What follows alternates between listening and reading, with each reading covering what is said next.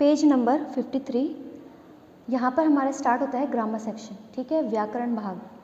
तो सबसे पहले यहाँ पे बताया गया है संस्कृत वर्णमाला। संस्कृत वर्णमाला जिस तरीके से आपने अभी तक पढ़ी है वही है, थोड़ा सा इसमें कुछ एक दो स्वर अलग हैं। तो सबसे पहले स्वर जिन्हें हम इंग्लिश में वॉवेल्स कहते हैं, अ, आ, ई, उ, ऊ। देखिए इनमें क्या डिफरेंस है, छोटा अ बड़ा आ, छोटी ई बड़ी ई कहते हैं ना। तो जो छोटा स्वर है जिसे ह्रस्व स्वर कहते हैं, उनकी आवाज़ भी कम आती है। और जो दीर्घ स्वर यानी बड़ी मात्राएं होती है, बड़ा आ, बड़ी ई, बड़ा ऊ, इनकी जो आवाज़ है वो थोड़ी ज़्यादा देर तक आती है। जैसे कहीं पे आप क पे छोटी की मात्रा लगी तो बना की, और बड़ी की मात्रा लगी तो बना की। क पे छोटे ऊ की मात्रा लगेगी तो बनेगा कु, और बड़े ऊ की मात्रा लगेगी तो बनेगा कु, ठीक है। संस्कृत में आपने हिंदी में पढ़ा री, ऋ से ऋषि जिसे कहते हैं। संस्कृत में बड़ा री भी होता है, छोटा री बड़ा री। क्या डिफरेंस है उसमें कि यहाँ पर इस तरीके से देखिए एक एक्स्ट्रा है, यानी कि री, छोटा री तो है ये, और बड़ा री है ये, इस तरीके से। संस्कृत स्वरों में री की भी गणना होती है, ये भी संस्कृत में एक स्वर है। उसके बाद है व्यंजन, जो आपने हमेशा से पढ़े हैं, ये वही व्यंजन है। इसमें ये जो साइन आपको दिखाई दे रहा है इसे हल कहते हैं, ठीक है। ये जो दो डॉट होती हैं इसे विसर्ग कहते हैं, और जो क, ये इन सभी वर्णों के नीचे आपको ये साइन दिखाई दे रहा है, इसको हल कहते हैं। तो ये व्यंजन है हलंत, ठीक है। और हलंत का मतलब होता है कि इसके अंदर बिल्कुल भी कोई भी स्वर मौजूद नहीं है। जैसे ये लिखा है क, लेकिन इसके अंदर अभी एक स्वर मौजूद है। अगर मुझे वो स्वर अलग करना हो, स्वर यानी कि मात्रा, ठीक है, इसके अंदर एक मात्रा अभी है, अगर मुझे वो मात्रा वहाँ से हटानी है क के अंदर से, इसे बिल्कुल अपने प्योर फॉर्म में लाना है, तो क के अंदर से जब मैं कोई मात्रा हटाऊंगी तो वो मात्रा है यहाँ पर अ, छोटा अ जिसे कहते हैं। आपने देखा होगा छोटे अ की कोई मात्रा नहीं होती, बाकी सभी बड़े आ की मात्रा होती है, छोटी ई की मात्रा, बड़ी ई की मात्रा, छोटा ऊ, बड़ा ऊ, है ना। लेकिन क की मात्रा नहीं देखी, वो इसीलिए इसके अंदर अभी अ है। अगर मुझे अ अलग करना है तो मैं यहाँ पर हल लगा दूँगी।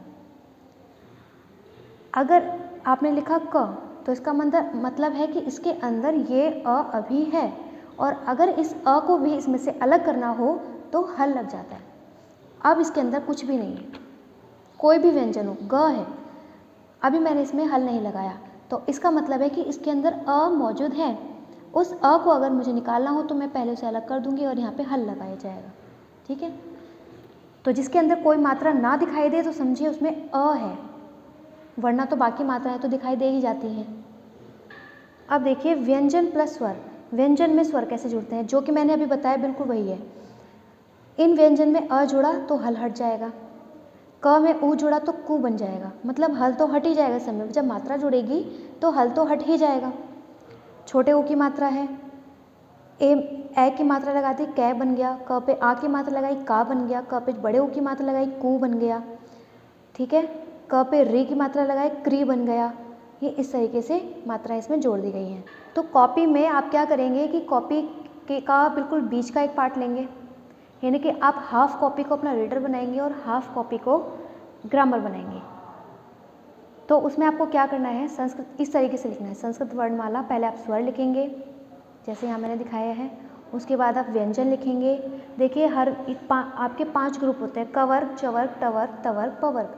कवर्ग में 5 व्यंजन आते हैं, चवर्ग में 5 व्यंजन आते हैं, टवर्ग में 5 व्यंजन आते हैं। इस तरीके से 5-5 का एक ग्रुप होता है, और हर ग्रुप एक अनुस्वार पे ही खत्म होता है। ये जो वर्ड्स हैं ये ऊपर जाके बिंदु भी बन जाते हैं, ठीक है। उसके बाद य र ल व श श स ह श त्र ज्ञ, ये संयुक्त व्यंजन है। संयुक्त व्यंजन यानी 2 व्यंजनों के मिलने से बने हैं।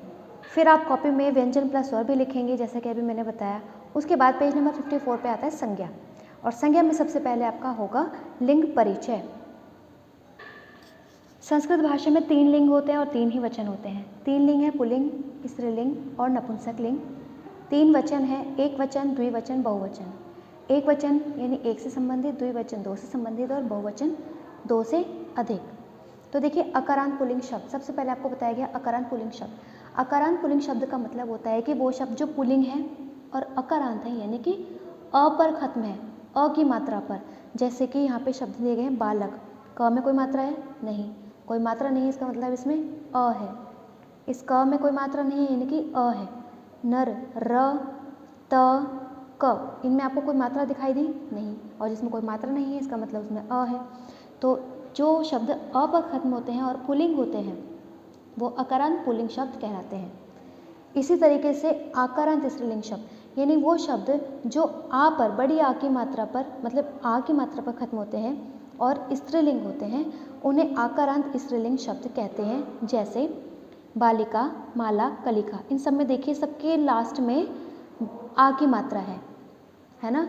तो यही है आकारांत स्त्रीलिंग शब्द। उसके बाद आते हैं अकारांत नपुंसकलिंग शब्द, यानी ऐसे शब्द जो नपुंसकलिंग है और अ पर खत्म होते हैं। जैसे कि पुस्तक, कंदुक, छत्र, कमल, पत्र, देखिए इनमें कोई मात्रा नहीं है लास्ट में, यानी कि ये अ पर खत्म हो रहे हैं। तो यह है अकारांत नपुंसकलिंग शब्द। उसके बाद है विभक्ति कारक। संज्ञा सर्वनाम के जिस रूप से उसका संबंध वाक्य के अन्य शब्दों से किया जाना जाए उन्हें कारक कहते हैं। ठीक है, कारक को ही संस्कृत में विभक्ति कहते हैं, संस्कृत में इन्हें विभक्ति कहते हैं, आपने हिंदी में भी इन्हें पढ़े हैं। और इनके देखिए कारक चिन्ह दिए गए हैं। कर्ता कारक, कर्म कारक, करण कारक, संप्रदान कारक, अपादान कारक, संबंध कारक, अधिकरण कारक, संबोधन कारक। कर्ता कारक इसमें प्रथमा विभक्ति होती है, कर्म कारक द्वितीय विभक्ति, करण कारक तृतीय विभक्ति, इसी तरीके से चतुर्थी विभक्ति, पंचमी विभक्ति, षष्ठी विभक्ति, सप्तमी विभक्ति और संबोधन। संबोधन प्रथमा विभक्ति का ही रूप होता है। अब इनके चिन्ह, यानी जब आपको वाक्य में कोई वर्ड प्रथमा विभक्ति का दिखे तो वहाँ पर उसका, जब आप हिंदी में ट्रांसलेशन आप करेंगे तो वहाँ पर होगा उसका मीनिंग ने, या तो कुछ भी नहीं होगा या ने होगा। इसी तरीके से द्वितीय विभक्ति का कोई आपको शब्द दिखाई दे तो उसका मीनिंग होगा को, यानी जब आप उसका हिंदी में ट्रांसलेट करेंगे तब, या फिर कोई, या तो कोई शब्द नहीं होता है कर्म में भी, या फिर को शब्द होता है। उसके बाद है तृतीय विभक्ति। तृतीय विभक्ति में से या के द्वारा, जब हम किसी साधन के द्वारा या किसी की हेल्प से कोई काम करते हैं तो उस जगह पर से, ये वाला से आता है, किसी की हेल्प वाला, या के द्वारा। ठीक है, ये हिंदी ट्रांसलेशन के लिए है ये वर्ड्स। चतुर्थी विभक्ति में होगा को या के लिए, कोई चीज़ किसी को देने के लिए। ठीक है, पंचमी विभक्ति में से देखिए यहाँ पर भी और यहाँ पर भी है, लेकिन इन दोनों में डिफरेंस है। जैसे कि मैंने बताया कि एग्जाम्पल ले लीजिए, मैं पेन से लिखती हूँ, तो पेन की मदद से लिख रही हूँ इसलिए ये वाला से आएगा। और इस से का मतलब अलग होना। अलग होने से क्या मतलब है, जैसे पर्वत से नदी गिरती है, पेड़ से पत्ते गिरते हैं, तो कोई चीज़ दूसरे से अलग हो रही है, ये वो वाला से है। ठीक है, षष्ठी विभक्ति में का, के, की, रा, रे, री, इस तरह के वर्ड्स आते हैं। अच्छा, अब देखिए इसका मतलब क्या है।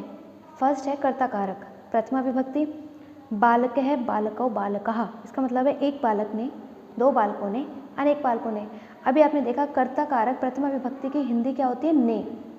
तो जब आप हिंदी ट्रांसलेशन करते हैं तो बालकः का मतलब होता है एक बालक ने, बालकों का मतलब होता है दो बालकों ने, और बालकः का मतलब होता है अनेक बालकों ने। इसी तरीके से जब द्वितीय विभक्ति आप यूज़ करते हैं तो द्वितीय विभक्ति में कर्म कारक जो होता है उसमें आता है बालकम, बालको, बालकान। तो बालकः का मतलब, बालकम का मतलब हुआ एक बालक को, बालकों का मतलब हुआ दो बालकों को क्योंकि द्विवचन है, और बहुवचन में बालकान यानी कि अनेक बालकों को। इसी तरीके से आप जब इन विभक्तियों में की हिंदी अगर आप समझ जाएंगे तो आपको हिंदी ट्रांसलेशन में दिक्कत नहीं होगी। अब कॉपी में आप अकारांत पुल्लिंग शब्द के रूप करेंगे बालक के। देखिए अकारांत पुल्लिंग शब्द जैसे कि अभी पीछे बताया गया था, राम, नर, बालक, इस तरह के जो भी शब्द हैं जो अकारांत पुल्लिंग शब्द हैं, अगर आप इसको याद कर लेंगे तो जितने भी अकारांत पुल्लिंग शब्द यानी अ पे खत्म होने वाले पुल्लिंग शब्द होंगे वो सभी इसी तरीके से होंगे। तो बालकः, बालको, बालकः, बालकम, बालको, बालकान, बालकेन, बालकाभ्याम, बालकः, बालकाय, बालकाभ्याम, बालकेभ्यः, बालकात्, बालकाभ्याम, बालकेभ्यः, बालकस्य, बालकयोः, बालकानां, बालके, बालकयोः, बालकेषु, हे बालक, हे बालकौ, हे बालका। एक बालक ने, दो बालकों ने, अनेक बालकों ने। एक बालक को, दो बालक को, दो अनेक बालकों को। एक बालक से या एक बालक के द्वारा, दो बालकों से या दो बालक के द्वारा, अनेक बालकों से या अनेक बालकों के द्वारा। बालकाएँ, एक बालक के लिए, दो बालकों के लिए, अनेक बालकों के लिए। एक बालक से, दो बालकों से, अनेक बालकों से।